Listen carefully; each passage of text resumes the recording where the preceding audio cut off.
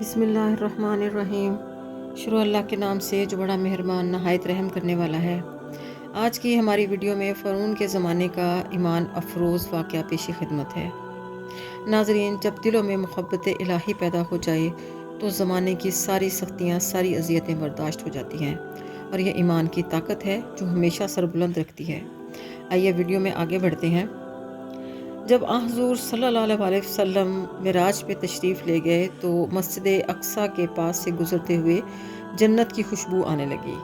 آپ صلی اللہ علیہ وسلم نے حضرت جبرائیل علیہ السلام سے پوچھا کہ یہ خوشبو کیسی؟ تو حضرت جبرائیل علیہ السلام نے آپ کو ایک واقعہ سنایا۔ آپ نے فرمایا کہ یہ واقعہ حضرت موسیٰ علیہ السلام کے زمانے کے فرعون کا ہے۔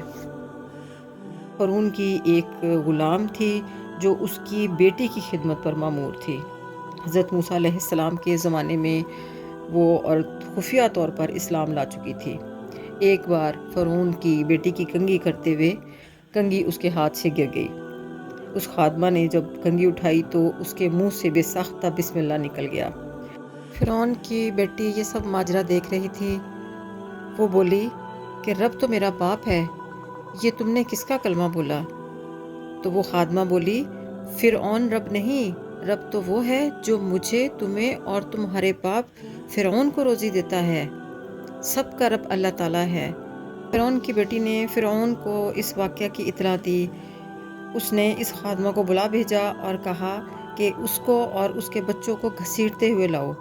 اس خادمہ کو فرعون کے دربار میں پیش کیا گیا تو فرعون بولا کہ تم کسی اور کو رب مانتی ہو؟ خادمہ بولی، میرا اور تمہارا رب اللہ ہے جو بزرگی اور بلندی والا ہے۔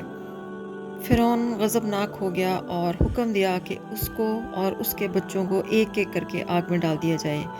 جب آگ گرم ہو گئی تو اس کے بچوں کو باری باری آگ میں ڈالا جانے لگا۔ خادمہ نے کہا، میری اور میرے بچوں کی ہڈیوں کو ایک جگہ اکٹھی کر دینا۔ اگرچہ اس خادمہ نے فرعون کی بہت خدمت کی تھی، لہٰذا وہ اس کی یہ بات مان گیا۔ اس بیچاری عورت کی آنکھوں کے سامنے اس کی دونوں بچیوں کو آگ میں ڈالا گیا۔ آگ کی شدت اتنی زیادہ تھی کہ وہ معصوم فوراً جل کے راکھ ہو گئی۔ پھر اس عورت کے شیرخوار بچے کو اس سے چھینا گیا۔ ماں کی ممتا لرز گئی، وہ عورت غش کھا گئی اور زمین پر گر گئی۔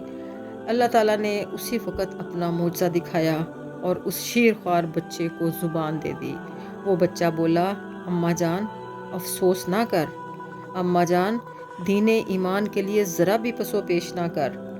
پھر اس کے بچے کو بھی اس سے چھینا گیا اور اس کو آگ میں ڈال دیا گیا، اور آخر میں اس عورت کو بھی بھڑکتی ہوئی آگ میں ڈال دیا گیا۔ اور یہ خوشبو کی جو مہک ہے یہ انہی کی قبر میں سے آ رہی ہے۔ اور آخر میں اللہ تعالیٰ سے دعا ہے کہ اللہ تعالیٰ تمام امت مسلمہ کو ایسا ایمان کامل عطا فرمائے اور ہمیں صراط مستقیم پر چلنے کی توفیق عطا فرمائے۔ اللہ آپ سب کا حامی و ناصر ہو، آمین یا رب العالمین۔